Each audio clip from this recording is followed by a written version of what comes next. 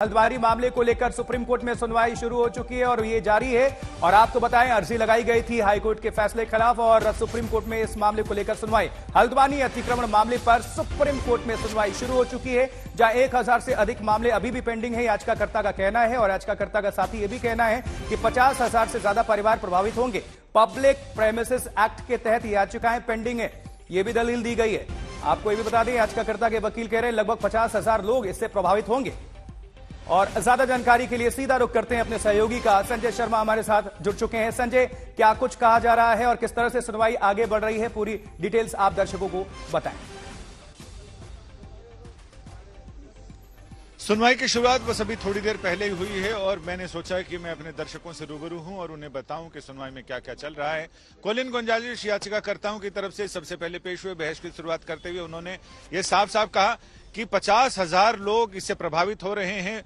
5 से 7,000 वहां पर हाउस होल्ड्स हैं जिनमें बिना किसी हमारा पक्ष सुने, हाईकोर्ट में भी हमारा पक्ष नहीं सुना गया और उसके बगैर ही वहां पर डेमोलिशन के आदेश दे दिए गए हैं। वो मानवता के खिलाफ किसी भी तरह से वो उचित नहीं है, लिहाजा हमारा पक्ष सुना जाए और हमारी बातें सुनी जाए। हमारे पास ऐसे ठोस तर्क हैं और ठोस दलीलें हैं जिनके आधार पर हम कह सकते हैं कि 1896 से इस जमीन का इतिहास है और जिसमें हमारा पक्ष सुने बगैर जो कदम उठाया गया है और उत्तराखंड हाई कोर्ट ने जो ऑर्डर दिया है वो किसी भी रूप में न्याय संगत और इंसानियत के अनुरूप नहीं है। सुप्रीम कोर्ट ने पूछा है कि यहाँ सरकार की तरफ से कौन है यहाँ पर जानने वाला, तो उस समय फिर ये ऐश्वर्या भाटी एएसजी उन्होंने कहा कि वो सरकार की तरफ से पेश हो रही हैं और उनका ये कहना कि बहुत सारी अपीलें वहां पेंडिंग हैं, जिस पेंडिंग अपीलों पर किसी तरह की कोई रोक नहीं है। फिलहाल वो अपीलें जो लंबित हैं कोर्ट्स में उन पर फैसला आ जाए, उसके बाद फिर देखा जाएगा। उत्तराखंड हाई कोर्ट ने यह कहा था कि इस पर 1 हफ्ते के अंदर वहां पर बुलडोजर चलाकर रेलवे अपनी जमीन को वापस ले सकता है, खाली करा सकता है। लेकिन याचिकाकर्ताओं का यह कहना है कि उनका पक्ष पूरी तरह से सुना नहीं गया है और उनका पक्ष सुन लिया जाए, उसके बाद फिर उनके साथ इंसाफ किया जाए। और साथ ही आपसे भी जानना चाहेंगे कितने जजेस की बेंच इस मामले की सुनवाई कर रही है और जस्टिस कौल ने क्या कुछ कहा और जो तफसील बड़ी बड़ी जो बातें हैं संजय, दर्शकों को जरा बता दें जल्दी से।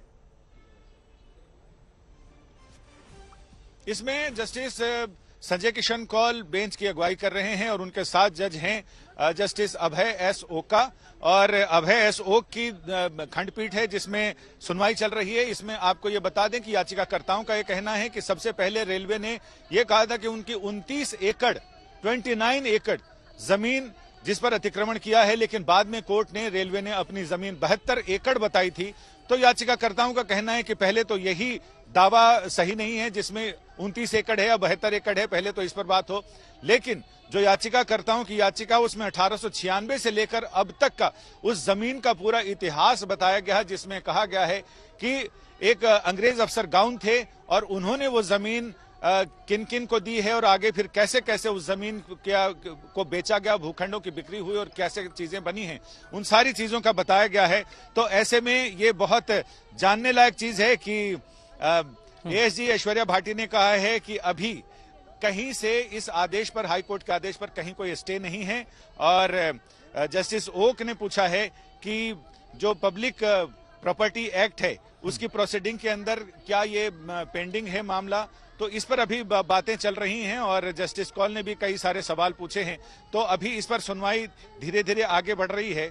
और सुप्रीम कोर्ट ने पूछा है कि जब कई लोग कई सालों से वहां रह रहे हैं तो उनके पुनर्वास के लिए कोई स्कीम क्यों नहीं है।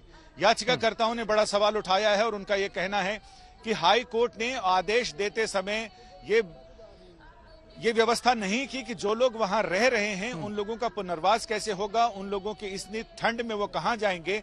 तो ये तमाम चीजें, और ये भी कहा गया है कि केवल 7 दिनों का समय आप दे रहे हैं लोगों को अपना सामान और पुनर्वास के लिए। और संजय, इस सुनवाई के दौरान राज्य सरकार ने क्या दलीलें दी हैं, राज्य सरकार ने क्या कुछ कहा है, रेलवे ने क्या कुछ कहा है, सरकार ने क्या कुछ कहा है?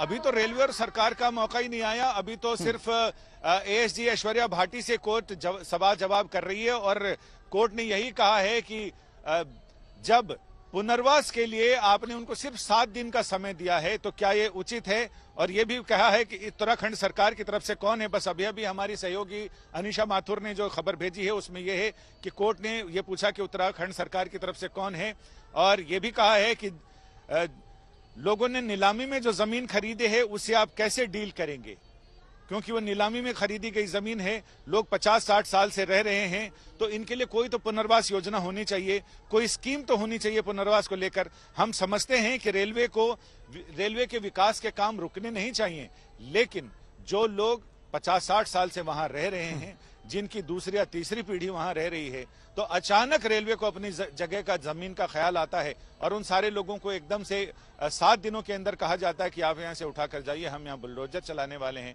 तो ये कहां तक उचित है?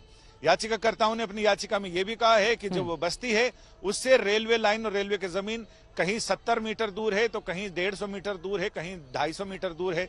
तो ऐसे में ये बिल्कुल उचित नहीं है कि इस सर्दी में सिर्फ 7 दिनों का टाइम देकर बिना उनका पक्ष जाने हुए और जमीन को खाली कराने के ऑर्डर दे दिए जाएं और बुलडोजर चलाने के ऑर्डर दे दिए जाएं। ये कहीं भी उचित नहीं है। और संजय, कोर्ट सूत्र क्या बता रहे हैं कि ये सुनवाई कब तक चलेगी और कब तक फैसला आ सकता है, समाधान कब तक सामने निकल कर आ सकता है? फैसला आने में तो वक्त लगेगा, अभी तो सुनवाई शुरू हुई है। तो ऐसे में जस्टिस संजय किशन कौल ने कहा है कि ये एक मानवीय समस्या है, मानवीय दिक्कत है यहां।